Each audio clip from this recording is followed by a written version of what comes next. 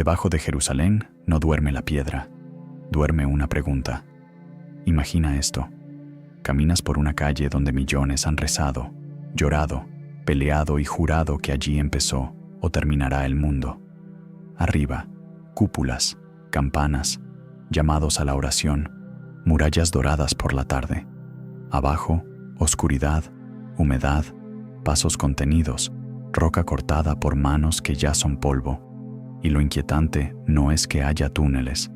Lo inquietante es por qué Jerusalén tuvo que aprender, desde tan temprano, a esconderse bajo sí misma. Porque la ciudad no nació primero como una capital sagrada. Nació como una obsesión por el agua.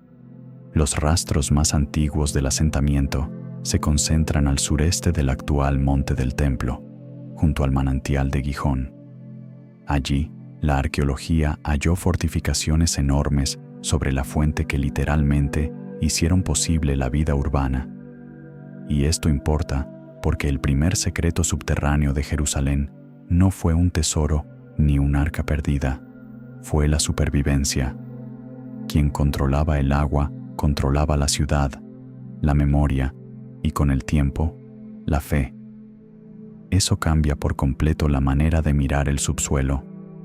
No estamos entrando en un decorado para turistas ni en un catálogo de leyendas bonitas. Estamos entrando en una máquina de defensa, en una ciudad que entendió algo brutal mucho antes que otras. Si el enemigo te ve beber, te mata. Si no puede ver cómo bebes, sobrevives una temporada más. Así nacieron pasajes, canales, pozos protegidos, corredores tallados donde la roca hace el trabajo de un ejército. Jerusalén, en su infancia, aprendió a desconfiar del cielo abierto. En el siglo XIX, apareció un hombre que se obsesionó con ese misterio. Charles Warren, oficial británico, exploró Jerusalén entre 1867 y 1870, y su trabajo sentó parte de la base moderna para comprender la topografía antigua de la ciudad y del entorno del Monte del Templo. No pudo excavar libremente en la superficie más sensible, así que descendió por donde otros no querían mirar.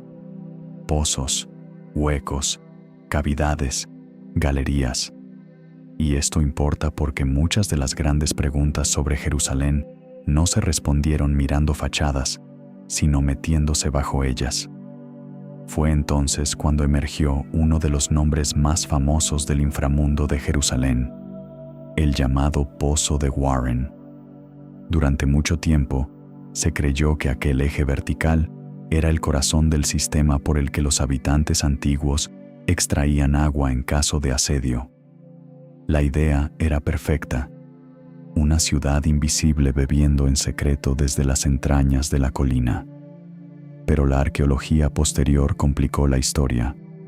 Hoy se acepta que Warren descubrió un sistema real y crucial, aunque ese pozo concreto es natural y no parece haber servido para bombear agua como él imaginó. Aún así, el conjunto sí conectaba a la ciudad con su fuente. Y esto importa porque Jerusalén es experta en producir una verdad más incómoda que la leyenda. Casi nunca el mito es del todo falso, pero tampoco es exactamente cierto. Y luego está el túnel que convierte la sospecha en evidencia física. El túnel de Ezequías, esa arteria abierta en la roca para llevar el agua del Gijón hasta el estanque de Siloé. La inscripción hallada dentro del conducto, descubierta en el siglo XIX, conmemora el momento en que los excavadores que venían desde extremos opuestos finalmente se encontraron. Se la suele vincular al programa hidráulico del rey Ezequías en vísperas de la amenaza asiria, hacia finales del siglo VIII antes de nuestra era.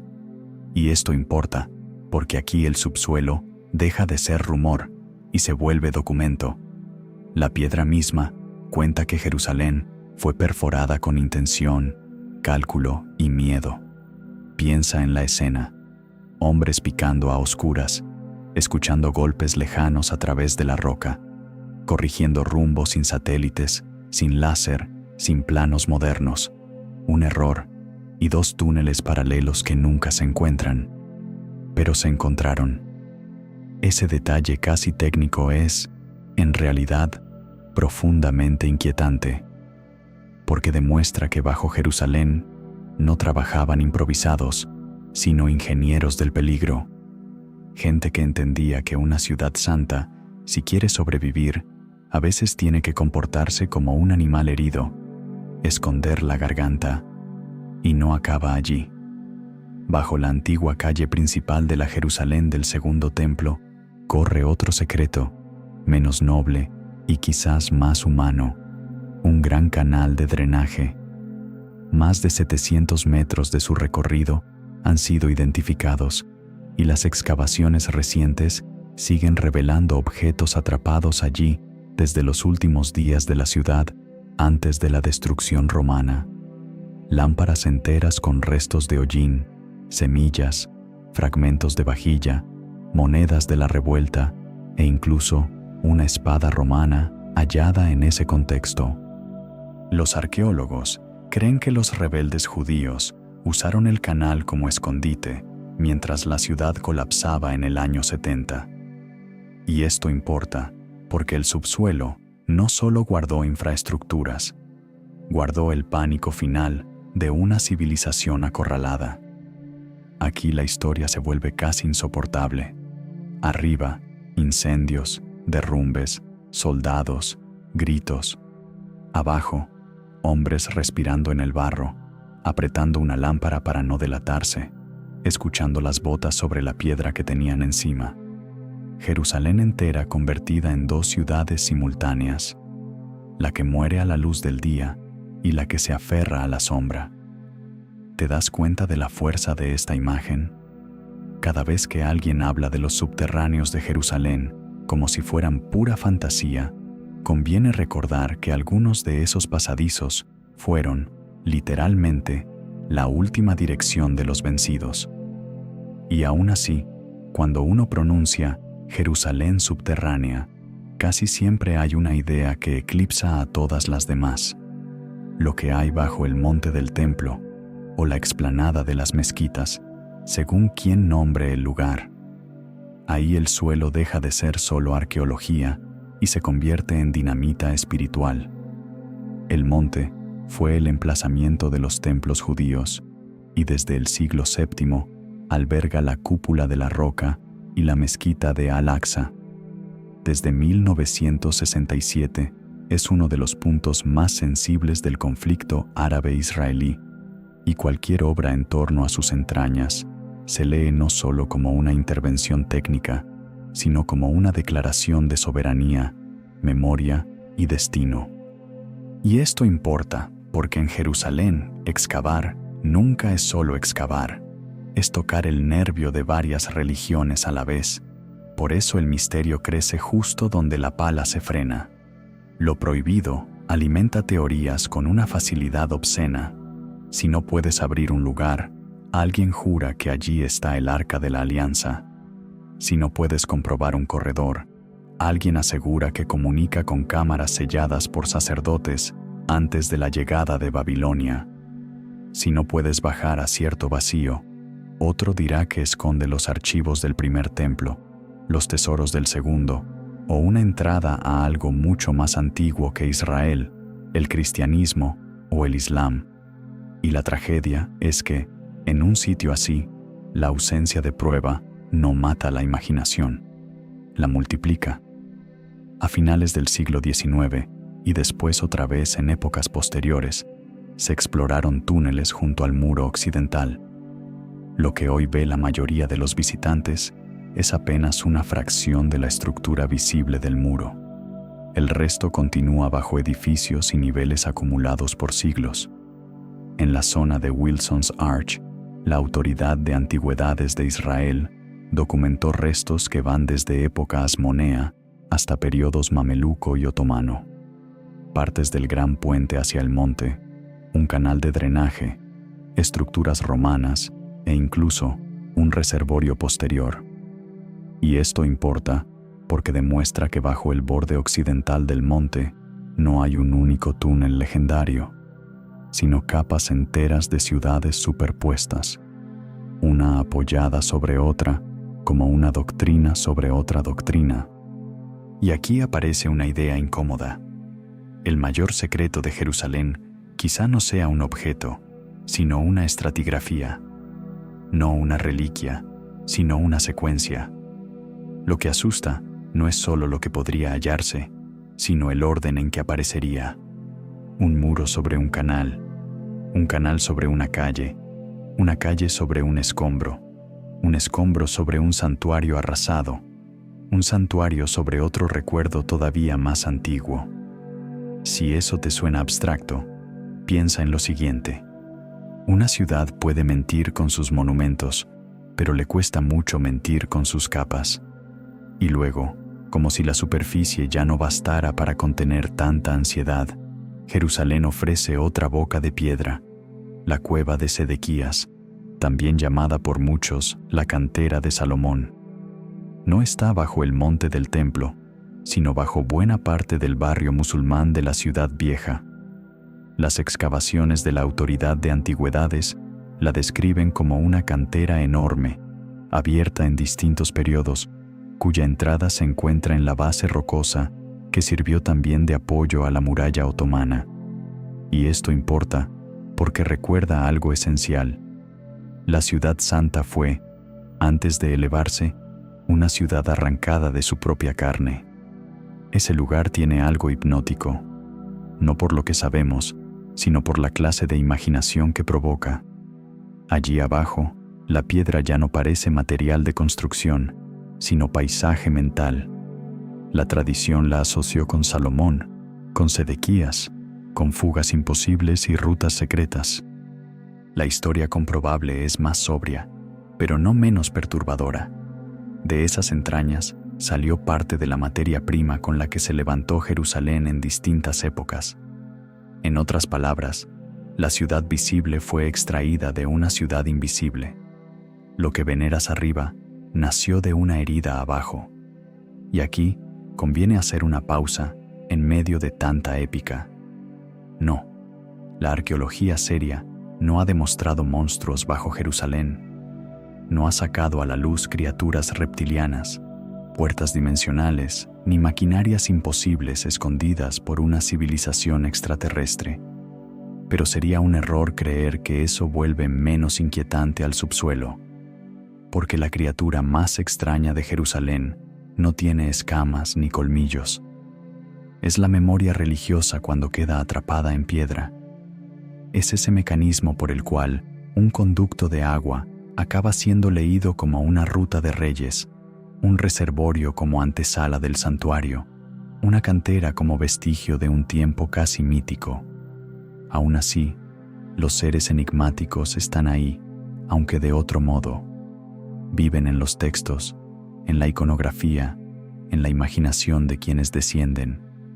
Querubines guardianes ligados al arca perdida, ángeles de fuego que descienden y ascienden en las visiones, jinns y presencias subterráneas en tradiciones tardías que rodean cuevas y cámaras selladas, no como hallazgo de laboratorio, sino como una capa más del sitio. Y esto importa porque Jerusalén nunca funciona en un solo plano. Lo material y lo simbólico se comportan allí como dos túneles que a veces corren separados y a veces se tocan de repente. Por eso los subterráneos prohibidos de Jerusalén son mucho más peligrosos que una simple colección de pasajes oscuros, porque fuerzan a convivir cosas que fuera de allí solemos separar para sentirnos seguros. La ingeniería y la profecía, el drenaje y el apocalipsis, la geología y la oración, la política actual y una piedra cortada hace casi 3000 años. En otra ciudad, un túnel antiguo sería un túnel antiguo. En Jerusalén, un túnel antiguo puede convertirse en prueba, amenaza, promesa, blasfemia o bandera, según quien encienda la linterna. Y de ahí nace la verdadera prohibición. No siempre se prohíbe bajar porque haya algo concreto esperando en la oscuridad. A veces Se prohíbe bajar porque cualquier cosa que aparezca allí arriba cambiaría demasiado. Una inscripción más podría alterar una cronología sagrada. Un muro podría reforzar un relato nacional y herir otro. Un vacío inesperado podría desatar 20 nuevas teorías. Un estrato removido sin control, como ya ocurrió con tierras procedentes del monte, que luego fueron cribadas por proyectos arqueológicos, puede convertirse en una guerra de interpretaciones antes incluso de que los objetos hablen. Y esto importa, porque Jerusalén castiga a quien confunde hallazgo con consenso. Así que cuando alguien te pregunte qué esconden los subterráneos prohibidos de Jerusalén, no respondas demasiado rápido. No digas oro, porque eso sería demasiado simple. No digas el arca, porque eso sería demasiado cómodo. No digas nada, porque eso sería falso. Esconden algo más peligroso. Esconden pruebas de que Jerusalén fue diseñada para sobrevivir bajo presión y de que cada civilización que la tocó dejó una capa enterrada que todavía compite por decir, yo fui la verdadera. Esconden el ruido sordo de ciudades enteras apiladas unas sobre otras. Esconden el punto exacto donde la arqueología deja de ser un estudio del pasado y se convierte en una disputa por el presente. Y eso apenas es la entrada, porque todavía no hemos bajado a los espacios donde la piedra deja paso al culto, donde las leyendas del arca empiezan a rozar mapas imposibles, donde los guardianes del santuario aparecen una y otra vez en relatos que nadie consigue borrar del todo, y donde una sola cámara sellada podría reescribir no una religión, sino varias a la vez. Lo más perturbador empieza cuando entiendes que, en el lugar más sagrado y más vigilado de Jerusalén, el gran secreto no es lo que se encontró, sino lo que no se puede excavar de forma normal. El propio Temple Mount Sifting Project lo resume de manera brutal. Jerusalén es una de las ciudades más excavadas del planeta, pero en el monte del templo no se ha realizado nunca una excavación arqueológica sistemática. El cribado de la tierra removida es, en cierto sentido, lo más cerca que alguien ha estado de excavarlo de verdad. Y eso importa más de lo que parece, porque cuando un lugar no puede abrirse capa por capa, el misterio deja de ser solo histórico y se convierte en un vacío donde compiten la fe, la política y la imaginación. Míralo desde arriba y parece una explanada. Míralo desde abajo y parece una montaña hueca. No hueca en el sentido fantástico de una novela barata, sino en el sentido técnico, acumulativo, casi obsesivo. Estudios sobre el sistema hidráulico de Jerusalén antigua señalan que el área del templo contó con una enorme capacidad de almacenamiento de agua, con varias decenas de reservorios y cisternas alimentados por lluvia y acueductos. El sitio oficial de los túneles del muro occidental también habla de pozos de agua, zanjas antiguas y un acueducto que terminaba en el estanque de Stroution. Y esto importa porque la palabra subterráneo en Jerusalén no designa un solo pasadizo, designa una infraestructura inmensa diseñada para sostener ritual, multitud, limpieza, asedio y continuidad. Por eso, durante siglos, quien bajaba no descendía solo a la oscuridad, descendía a la lógica interna del santuario, en un lugar donde miles de peregrinos llegaban, donde había abluciones, sacrificios y una concentración humana que hoy costaría gestionar incluso con tecnología moderna. El agua no era un detalle, era la condición de posibilidad del culto. Así que buena parte del misterio del monte está hecho de cosas extraordinariamente concretas: cisternas, canales, desniveles, bóvedas de apoyo, accesos sellados. La decepción dura poco, porque enseguida comprendes algo más inquietante. Una religión puede elevarse hacia el cielo, pero antes necesita una ingeniería impecable bajo los pies. Y entonces aparece una pregunta que ha vuelto loca a generaciones enteras. Si el monte está atravesado por espacios subterráneos, ¿cuántos de ellos son simples estructuras de servicio y cuántos quedaron cargados de significado sagrado con el paso del tiempo? Ahí entra una de las puertas más obsesivas de Jerusalén, la llamada Puerta de Warren. El sitio oficial del muro occidental la identifica como una puerta de época del Segundo Templo, alcanzada en su tiempo por una escalera desde la calle inferior. Añade, además, un dato casi novelesco. En la Edad Media existió allí una sinagoga conocida como La Cueva, usada por judíos hasta la conquista cruzada de 1099. Y esto importa, porque una puerta antigua dejó de ser solo un acceso arquitectónico y se convirtió en lugar de oración, de proximidad, de memoria encarnada. Hoy, para muchos creyentes judíos, esa zona posee una intensidad especial porque se la considera uno de los puntos más cercanos al lugar donde estuvo el Santo de los Santos. El mismo sitio del muro lo dice sin rodeos. Y aquí la piedra empieza a arder de significado, porque una puerta cegada no es solo una ruina. Puede convertirse en el borde de una ausencia insoportable, una ausencia que algunos quieren medir con arqueología, otros con tradición y otros con deseo. No hace falta encontrar un cofre dorado ni un mapa imposible. Basta con que exista un umbral antiguo, a pocos metros simbólicos del centro de un universo religioso, para que el subsuelo empiece a comportarse como una herida abierta en la imaginación colectiva. Esa tensión estalló de forma literal en 1981. Un estudio de Emek Shaveh resume que, en la zona de la Puerta de Warren, trabajadores ligados a la administración del muro avanzaron en dirección al interior del monte del templo. Se produjo un choque con representantes del Waqf islámico y las autoridades israelíes acabaron ordenando sellar la abertura con hormigón. No hace falta exagerar la escena. Es suficientemente potente por sí sola.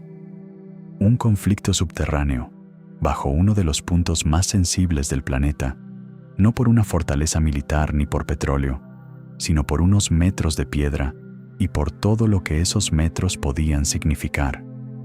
Y esto importa porque Jerusalén no solo se pelea por la superficie visible, se pelea por el derecho a interpretar lo que hay detrás de un muro. Ahora bien, sería demasiado fácil pensar que todo gira alrededor de una sola puerta.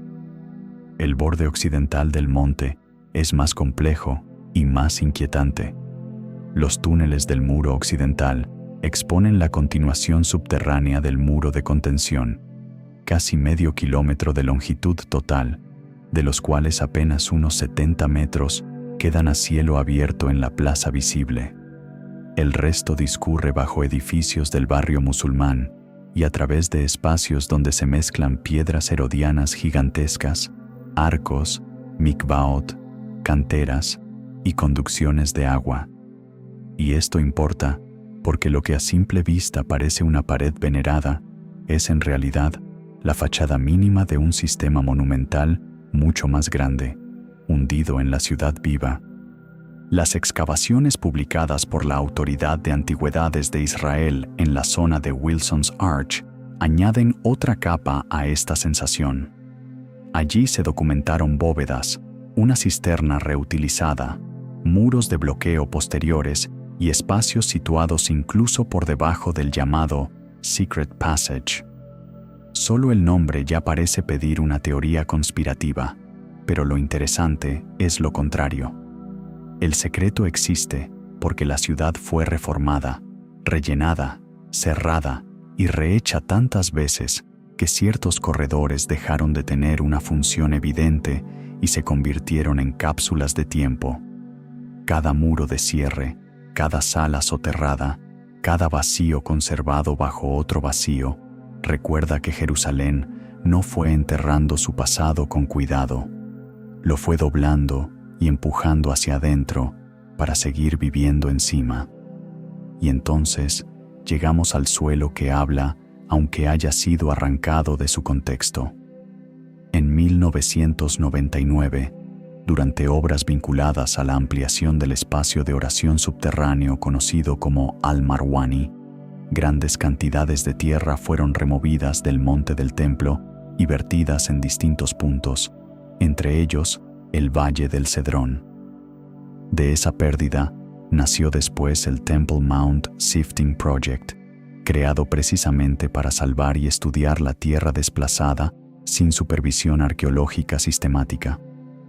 El proyecto sostiene que cientos de miles de voluntarios han ayudado a tamizar ese material, recuperando objetos diminutos de periodos muy diversos. Y esto importa porque, cuando no puedes excavar el lugar, la historia empieza a hablarte a través de su escombro. Aquí hay algo casi perverso en el mejor sentido narrativo. La montaña más discutida del mundo no entregó su secreto por una gran cámara sellada, sino por cubos de tierra aparentemente vulgar, trozos pequeños, fragmentos, restos que ningún profeta habría elegido para impresionar a una multitud. Pero la arqueología real casi nunca trabaja con fuegos celestiales. Trabaja con paciencia, tipología, contextos rotos, residuos de yeso, vidrio, cerámica. Smithsonian, al describir parte de ese cribado, menciona incluso fragmentos de enlucido usado para revestir cisternas herodianas y vidrio antiguo identificable por sus burbujas. Es decir, incluso cuando el contexto fue violentado, el subsuelo siguió delatando su vocación original: agua, uso, rito, tránsito, mantenimiento. La santidad también deja residuos técnicos, pero no todo lo que se removió era igual, y ahí conviene caminar con cuidado. Emek Shabé, resumiendo el debate sobre las obras de Al-Marwani y la destrucción de antigüedades, señala que hubo daños reales y que la falta de supervisión fue grave, pero también advierte algo que suele olvidarse cuando la discusión se vuelve propaganda. No todo lo afectado pertenecía necesariamente al periodo del Segundo Templo. Según arqueólogos de la propia Autoridad de Antigüedades, buena parte de los restos dañados parecían corresponder a épocas islámicas, desde la Umayya hasta la otomana. Y esto importa muchísimo, porque demuestra que, en Jerusalén, incluso la denuncia legítima puede simplificarse hasta convertirse en arma ideológica. El subsuelo no pertenece a una sola memoria.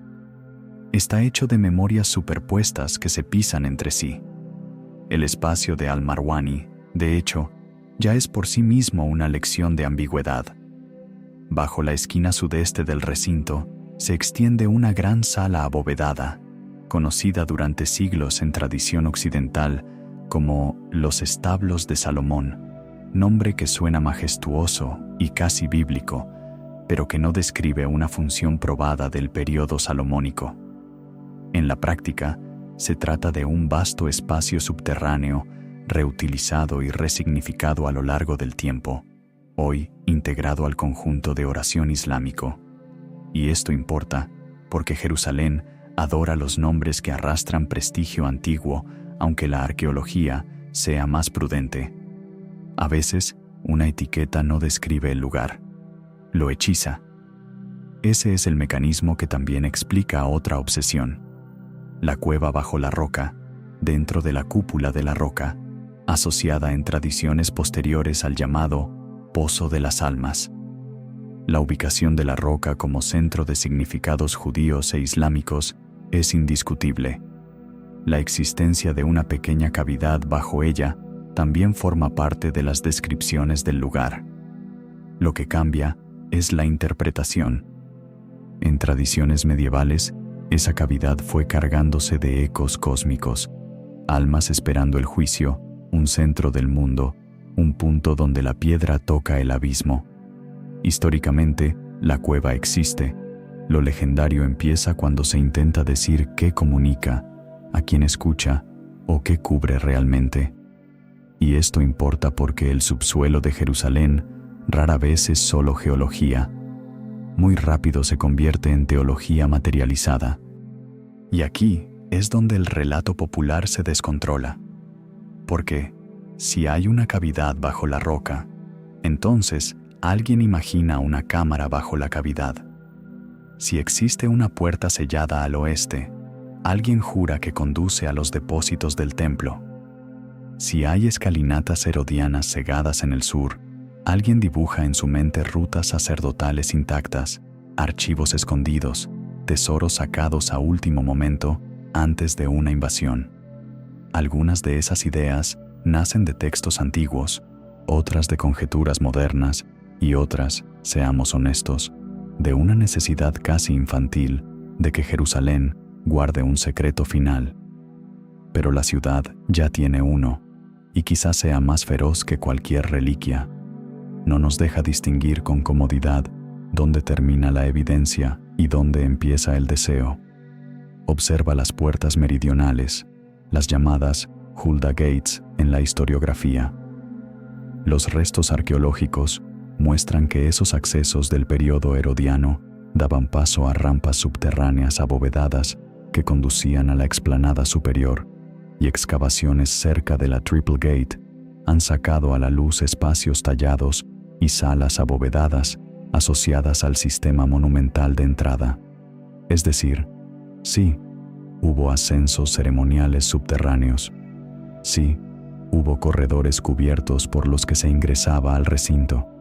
Y esto importa porque la realidad, una vez más, resulta más poderosa que la fantasía. La arquitectura del templo estaba diseñada para conducir cuerpos y emociones a través de la oscuridad hacia la luz ritual. No necesitas inventar un pasaje místico cuando ya existe una dramaturgia espacial impresionante y real. Y sin embargo, la fantasía vuelve. Vuelve porque en Jerusalén la topografía se comporta como una máquina de producir metáforas. Se baja para subir. Se entra por debajo para llegar a un lugar alto. Se atraviesan bóvedas oscuras para alcanzar una explanada de cielo abierto. ¿Cómo no iba a interpretar eso una mente religiosa como algo más que circulación urbana? Los arquitectos antiguos quizá pensaban en flujos de peregrinos, estabilidad y control de accesos. Pero el ser humano, cuando repite un trayecto cargado de fe, termina leyendo salvación en una escalera y juicio en una puerta. El subsuelo de Jerusalén no solo conducía personas, moldeaba estados del alma. De modo que la pregunta cambia. Ya no es ¿qué tesoro esconden los subterráneos prohibidos? La pregunta correcta es más incómoda. ¿Qué pasaría si algún día se pudiera abrir todo, registrar todo, conectar todas las cavidades, fechar cada muro, seguir cada conducto y asignar a cada fase su dueño exacto? Tal vez no aparecería el arca, tal vez no surgiría una verdad gloriosa y limpia para una sola tradición. Tal vez aparecería algo todavía más explosivo, una cartografía precisa de cómo 3000 años de devoción, conquista, reconstrucción y propaganda se incrustaron unos dentro de otros. Y quizá por eso ciertas zonas siguen rodeadas de límites tan duros.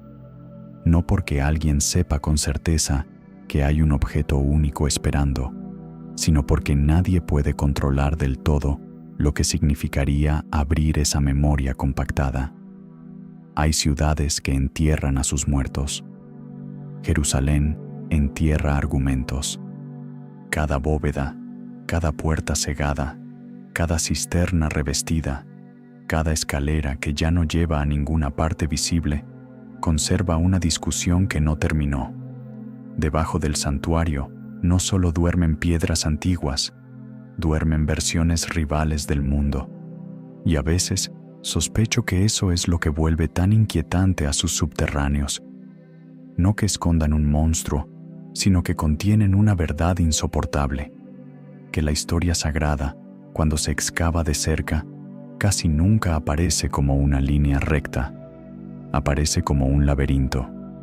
Y lo peor es que todavía no hemos entrado en el punto donde la ciudad deja de esconder agua o accesos y empieza a esconder cadáveres, cenizas, refugios de guerra y una clase de silencio mucho más difícil de soportar. Jerusalén también escondió a sus muertos, y eso quizá da más miedo que cualquier túnel, porque una ciudad puede enterrar basura, armas, archivos, agua, pero cuando empieza a rodearse de tumbas, de cuevas funerarias y de cámaras donde los vivos dejan a los muertos con objetos, inscripciones y amuletos, el subsuelo deja de ser simple infraestructura. Se convierte en una conversación con el más allá. En Jerusalén, esa conversación empezó muy pronto.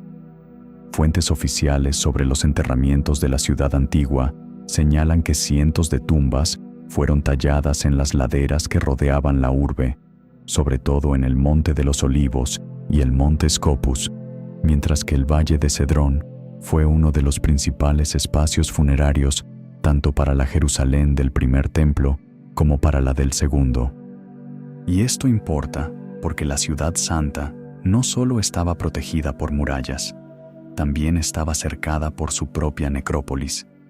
Vivir en Jerusalén significaba caminar sabiendo que, justo más allá del borde urbano, la piedra guardaba generaciones enteras. Esa imagen cambia por completo el mapa mental. Arriba, la ciudad del culto, del mercado, del poder, del juicio. Abajo y alrededor, la ciudad de los nichos, de los huesos, de las cámaras familiares, de la espera. No hablamos de un cementerio uniforme, ordenado como un plano moderno.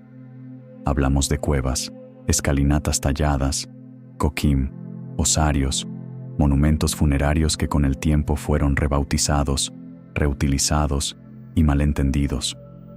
La muerte en Jerusalén no se apartó de la ciudad, se pegó a ella como una segunda piel mineral, y por eso sus subterráneos no son solo pasajes, son la arquitectura del límite entre presencia y ausencia. Mira el Valle de Cedrón. Ahí, frente al monte, sobreviven los llamados sepulcros monumentales. Uno de los más famosos es el de los Benei Gesir, identificado por su propia inscripción como tumba de una familia sacerdotal. Muy cerca, el llamado sepulcro de Absalón no pertenece en realidad al Absalón bíblico, sino que la investigación moderna lo sitúa en el período del Segundo Templo, probablemente en el siglo I de nuestra era. Más tarde, en época bizantina, estos monumentos fueron reinterpretados y cargados con nuevas identidades cristianas, y esto importa muchísimo, porque en Jerusalén ni siquiera los muertos conservan un nombre estable.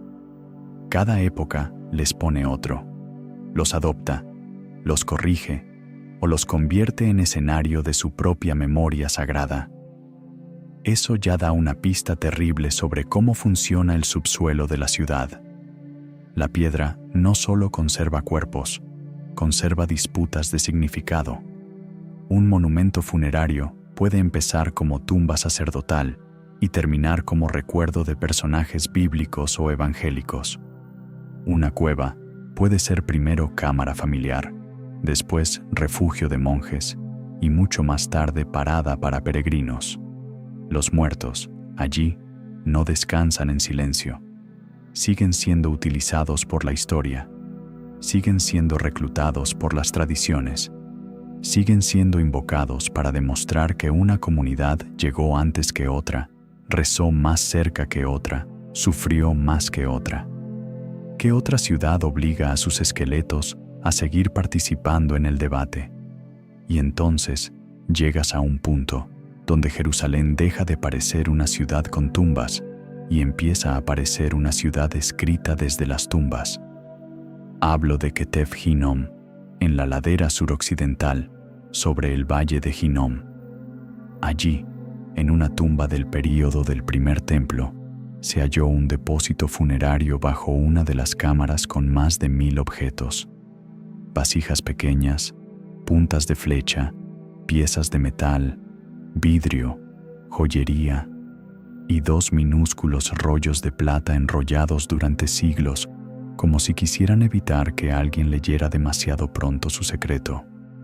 El estudio clásico de Gabriel Barkay y sus colegas los reexaminó con técnicas avanzadas y confirmó que contienen fórmulas que remiten a textos que hoy conocemos del hebreo bíblico. Y esto importa porque una de las huellas textuales más antiguas vinculadas a la Biblia no apareció en una biblioteca ni en un archivo palaciego, sino en una tumba, entre huesos, oscuridad y objetos de protección.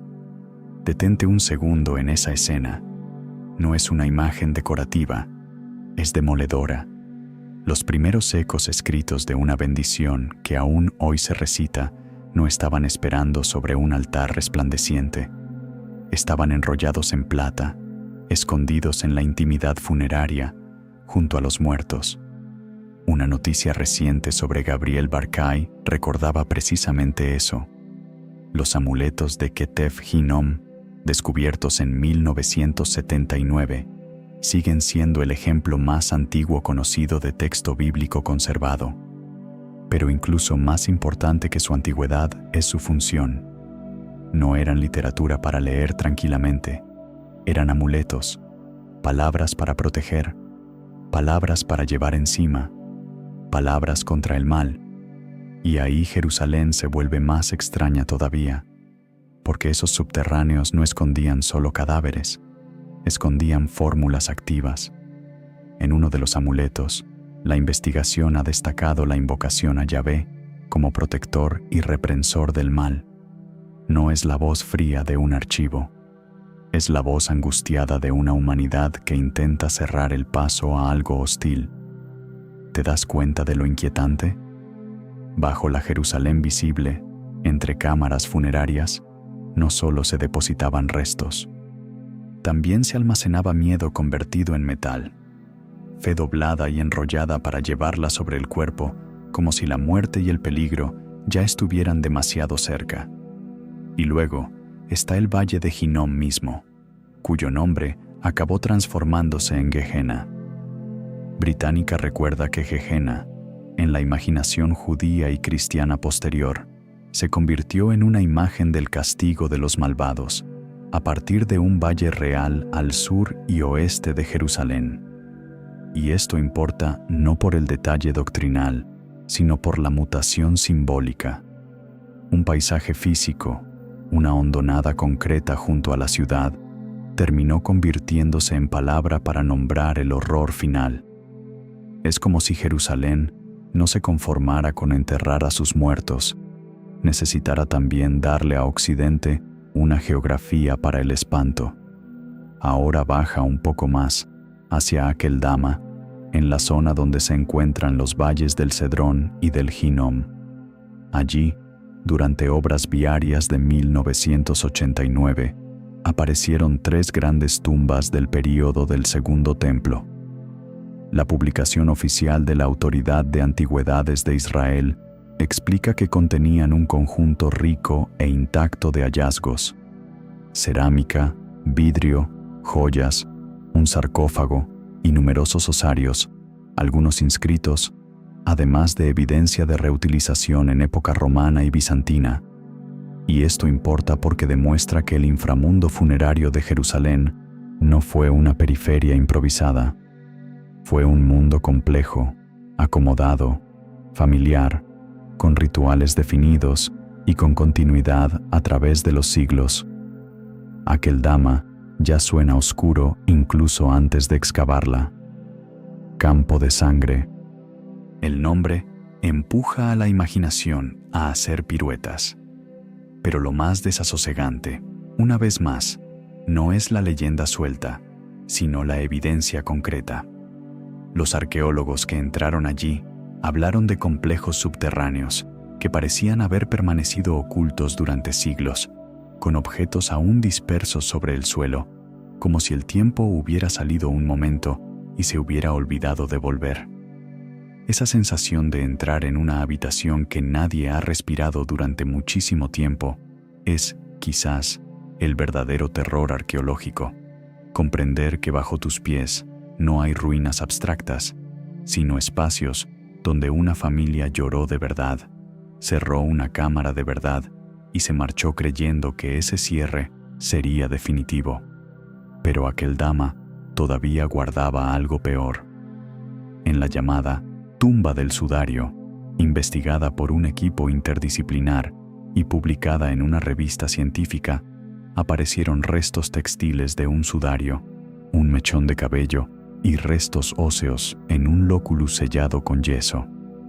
El estudio molecular detectó ADN antiguo de tuberculosis y lepra en el individuo principal, y los autores subrayaron que se trata del caso más antiguo con fecha confirmada en el que se detectó ADN de Mycobacterium leprae.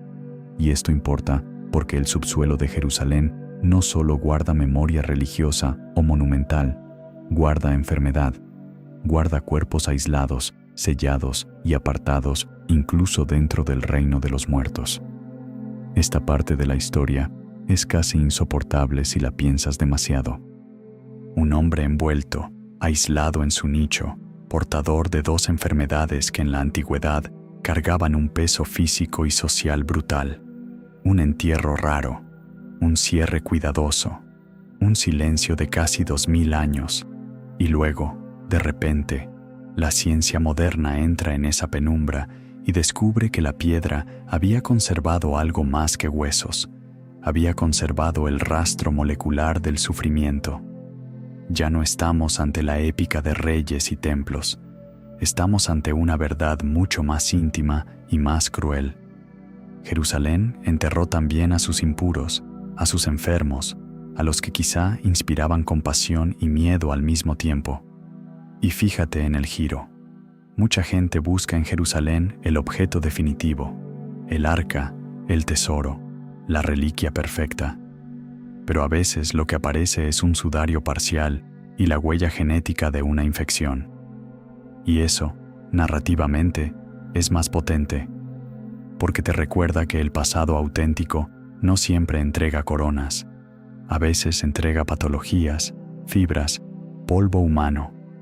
Jerusalén, en sus niveles más hondos, no se deja reducir a una colección de símbolos grandiosos.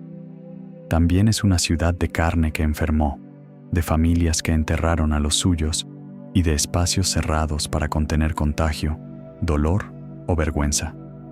Luego vuelves a la superficie y crees que ya has tenido suficiente muerte.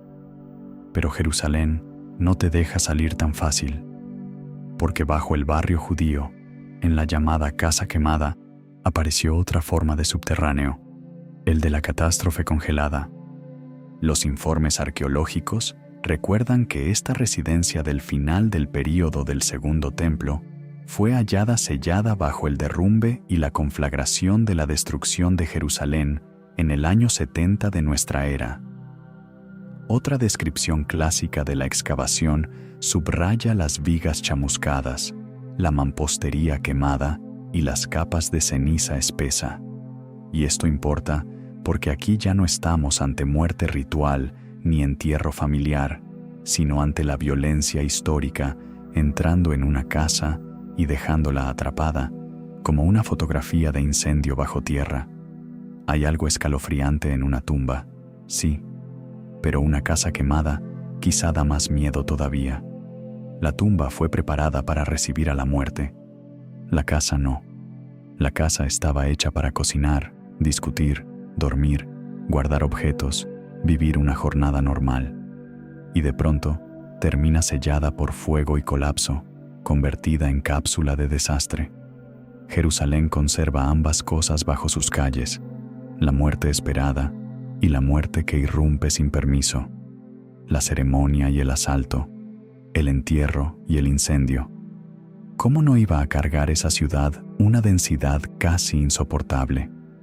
Y todavía falta un detalle que vuelve todo más extraño para el imaginario cristiano.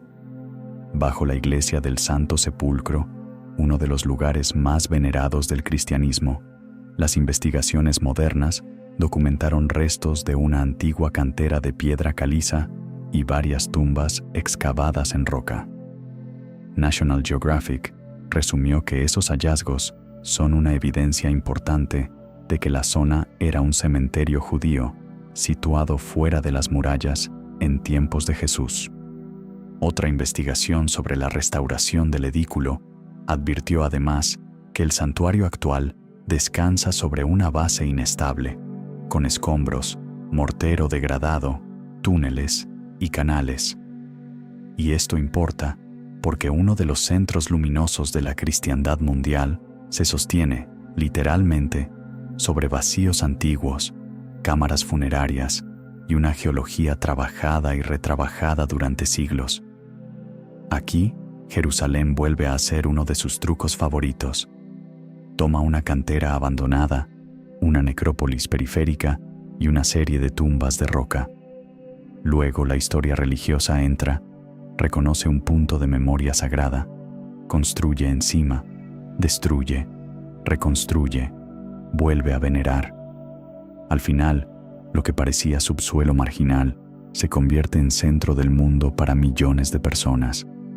Pero la base material sigue ahí: cantera, nichos, vacío, piedra tallada.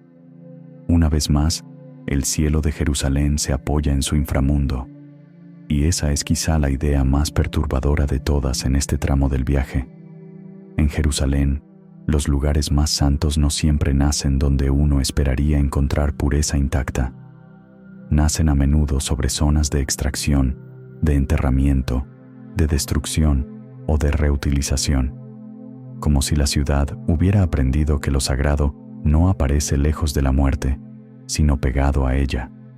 Como si sus capas más veneradas necesitaran una base de hueso, ceniza o cantera para poder elevarse. No es una metáfora bonita, es una estructura histórica. Por eso, los subterráneos prohibidos de Jerusalén inquietan tanto. No porque prometan un monstruo escondido en una caverna perfecta, sino porque, cuando bajas lo suficiente, descubres algo más difícil de soportar.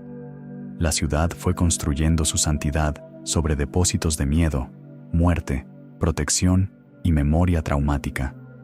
En una tumba, palabras contra el mal. En otra, un enfermo sellado. En otra zona, monumentos funerarios renombrados por nuevas fes. Bajo una casa, fuego romano convertido en estrato. Bajo una iglesia, cantera y sepulcros. Bajo el lenguaje mismo de Occidente, un valle real transformado en imagen del castigo final. Y aún así, esto no agota el enigma, porque todavía queda la Jerusalén que no solo enterró a sus muertos y escondió sus incendios, sino la que transformó algunos de esos vacíos en armas políticas, en accesos disputados, en excavaciones que hoy pueden encender una crisis entera. Queda la ciudad donde abrir un pasaje no significa solo descubrir una pared antigua, sino tocar una fibra viva del presente. Y cuando lleguemos ahí, la oscuridad ya no olerá a tumba, olerá a conflicto. A veces no hace falta encontrar nada para desatar una tormenta. Basta con abrir una salida. Eso fue exactamente lo que ocurrió cuando el túnel del muro occidental dejó de ser solo un recorrido subterráneo y se convirtió en una crisis abierta. Las excavaciones de estos túneles comenzaron a finales de los años 60 y avanzaron hacia el norte, junto al muro que bordea el recinto del Monte del Templo, o Haram al-Sharif. Pero el momento que grabó este espacio en la memoria política llegó el 24 de septiembre de 1996, cuando se abrió una nueva salida hacia la Vía Dolorosa dentro del barrio musulmán. El gobierno israelí defendió entonces la obra como parte de la puesta en valor arqueológica del llamado Túnel Asmoneo, mientras que la reacción palestina e internacional la leyó como una alteración explosiva del equilibrio en torno al lugar más sensible de Jerusalén. Lo aterrador de Jerusalén es que una puerta nunca es solo una puerta. Esa apertura de 1996 desencadenó enfrentamientos que se extendieron más allá de la ciudad vieja y acabaron llevando el asunto al Consejo de Seguridad de la ONU, que aprobó la resolución 1073 pidiendo el cese y la reversión de los actos que habían agravado la situación. Y esto importa por una razón brutal. En muy pocas ciudades del mundo, una intervención subterránea termina convertida, en cuestión de horas, en un problema diplomático global. En Jerusalén, mover piedra bajo tierra puede sacudir la superficie entera, pero la crisis de 1996 no cayó del cielo. Ya en 1981, en la zona de la Puerta de Warren, hubo tensiones cuando trabajadores vinculados a la administración del muro avanzaron en dirección al monte del templo. El choque con el Waqf islámico acabó con la orden de sellar la abertura con hormigón. Emek Shaveh resume ese episodio como uno de los precedentes más claros de cómo la arqueología, la oración y la soberanía se mezclan bajo tierra hasta volverse casi indistinguibles. Y aquí aparece la idea más incómoda de todo el guión. Jerusalén no prohíbe ciertos descensos solo por lo que pueda hallarse, sino por lo que ese hallazgo podría legitimar. De hecho, el propio recorrido de los túneles del muro occidental muestra hasta qué punto el subsuelo puede convertirse en narrativa. Emek Shaveh señala que, aunque a los visitantes se les presenta sobre todo la relación con el templo judío, muchas de las grandes cavidades y espacios del recorrido pertenecen en realidad a periodos posteriores, sobre todo islámicos, mamelucos y bizantinos. Es decir, el túnel que muchos imaginan como una línea directa hacia la Jerusalén herodiana es, en gran parte, una superposición de épocas diversas, cosidas luego por un relato contemporáneo muy específico. Y eso importa porque el verdadero secreto no está en una sola capa, sino en quién decide cuál de todas las capas merece ser contada. Por eso, Jerusalén subterránea da más miedo en el presente que en el pasado. En el pasado, un túnel servía para agua, escape, acceso o entierro. En el presente, un túnel puede servir también para fijar una versión de la historia.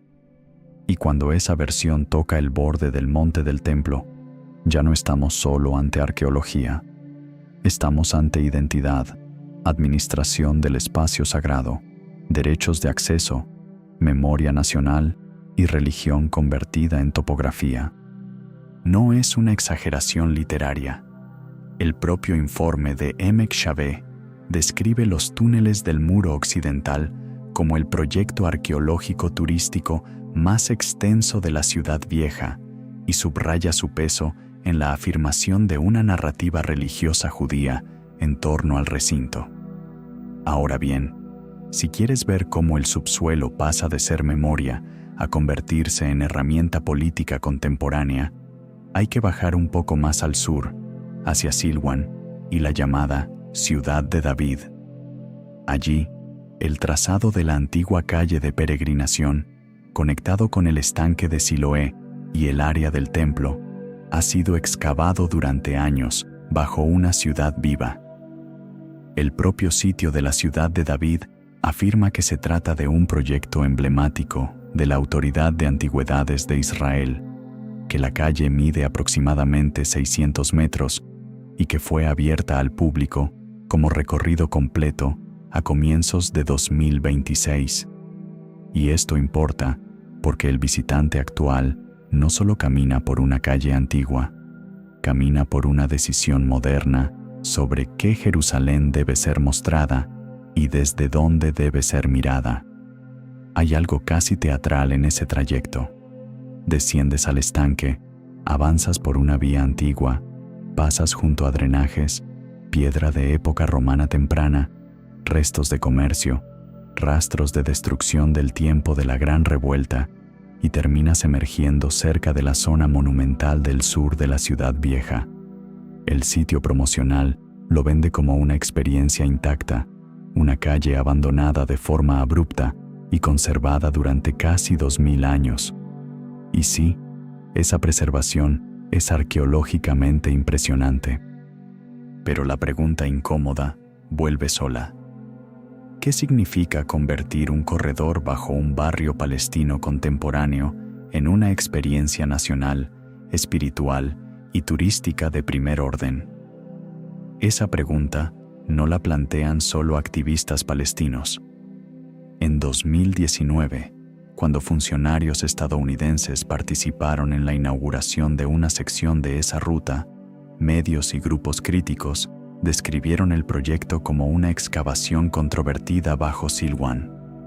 Emek Shabé lleva años denunciando que muchas de estas actividades subterráneas se desarrollan bajo viviendas palestinas y dentro de una lógica que privilegia casi exclusivamente la historia del templo y del antiguo Israel por encima de otras capas y de la realidad presente del vecindario. Y esto importa porque el conflicto de Jerusalén no es solo quién vivió aquí hace 2000 años, sino quién vive aquí ahora mientras el pasado se convierte en infraestructura turística debajo de sus pies. Ahí es donde el suelo deja de parecer firme, porque una excavación clásica quita estratos desde arriba, los documenta y permite ver las relaciones entre capas. Pero en Silwan y en otras zonas densamente habitadas se ha recurrido a excavaciones en túnel, horizontales, empujando el trabajo por debajo de la ciudad actual. Para los promotores, es la única manera de exponer una vía antigua sin demoler el barrio moderno. Para los críticos, ese método estrecha la mirada, separa los restos de su contexto más amplio y favorece una selección interesada de lo que se ilumina y de lo que se deja en sombra. Jerusalén, una vez más, convierte un procedimiento técnico en una batalla de interpretaciones.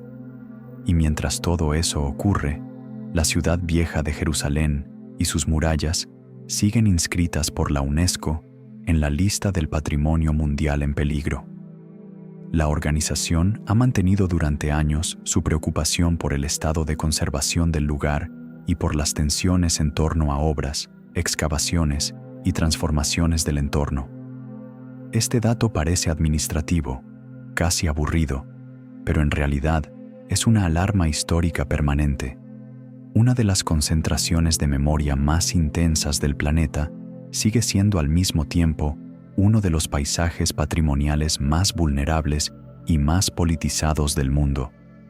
Y eso importa, porque en Jerusalén el peligro no siempre viene solo de una bomba o de una guerra abierta.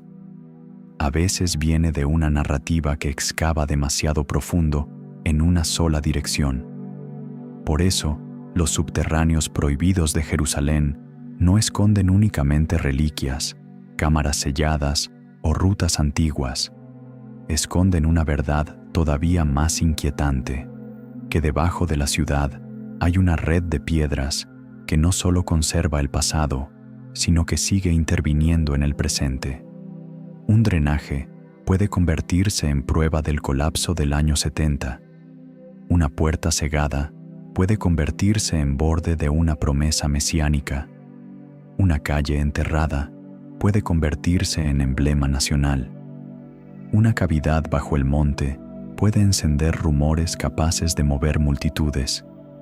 Y en cada caso, el subsuelo funciona como una especie de corazón oscuro que bombea historia hacia la política de la hora.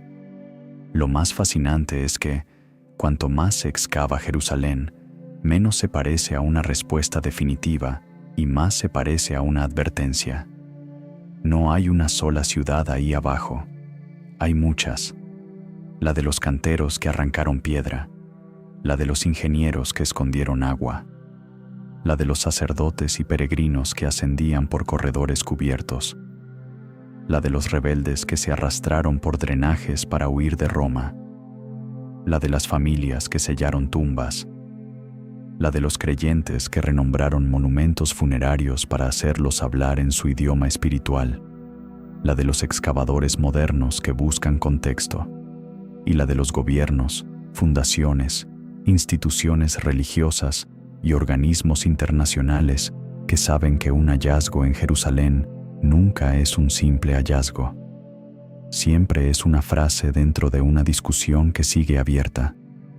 Tal vez por eso la ciudad produce esa sensación tan rara, casi eléctrica, la de caminar sobre algo que no está quieto aunque lleve siglos enterrado, porque lo enterrado en Jerusalén no está muerto del todo. Sigue pesando, sigue ordenando rutas, sigue justificando rezos, sigue dibujando fronteras invisibles, sigue diciendo, a quien quiera escuchar, que el pasado no pasó del todo, y quizá ese sea el secreto final de sus subterráneos prohibidos. No fueron hechos solo para ocultar, fueron hechos, también, para sobrevivir a quienes intentaran poseer la ciudad por completo. Ninguna capa ganó para siempre, ningún imperio consiguió la última palabra, ninguna linterna iluminó todo el laberinto. Y ahora viene la pregunta que Jerusalén susurra al oído de cualquiera que se atreva a mirarla de verdad. Si la ciudad más sagrada del mundo está edificada sobre túneles, tumbas, cisternas, puertas selladas, incendios y capas que se contradicen, ¿qué significa entonces buscar una verdad pura, única, limpia? Quizá el error no sea no encontrarla. Quizá el error sea imaginar que alguna vez existió de esa forma. Jerusalén parece decir otra cosa, que lo sagrado puede nacer sobre una cantera, que la fe puede bajar antes de subir, que la memoria humana no se ordena como un templo perfecto, sino como una red de galerías donde la piedra conserva tanto la oración como el miedo. Así que, cuando vuelvas a escuchar hablar de los subterráneos prohibidos de Jerusalén, no pienses solo en un tesoro escondido. Piensa en una ciudad que aprendió a ocultar su agua, sus muertos, sus accesos, sus ruinas, sus derrotas y hasta sus argumentos. Piensa en una ciudad que convirtió el subsuelo en archivo, refugio, santuario y arma narrativa al mismo tiempo. Piensa en una ciudad donde cada piedra enterrada parece tener dos vidas, la que tuvo cuando fue colocada y la que adquiere siglos después, cuando alguien la usa para demostrar quién tiene derecho a decir, esto me pertenece. Y quizá ahí esté la razón de su hechizo. No en que Jerusalén oculte el secreto más grande del mundo, sino en que obliga a aceptar algo que casi nadie soporta bien, que la historia profunda rara vez tranquiliza. La historia profunda complica, mezcla, discute, desmiente a los fanáticos de todos los bandos. Y debajo de Jerusalén, esa historia profunda todavía respira, muy despacio, como si siguiera esperando a que alguien haga la pregunta correcta. Gracias por llegar hasta el final. Si este viaje por la Jerusalén enterrada te dejó más preguntas que respuestas, entonces el subsuelo hizo su trabajo. Déjame en los comentarios cuál de todos estos misterios te inquietó más. Los túneles del agua, las puertas selladas del monte, las tumbas olvidadas, o esa idea terrible de que una excavación pueda cambiar el presente. Suscríbete, porque en el próximo video vamos a bajar todavía más hondo. Y recuerda esto antes de irte. Algunas ciudades guardan ruinas. Jerusalén guarda pulsos. Nos vemos en el próximo video.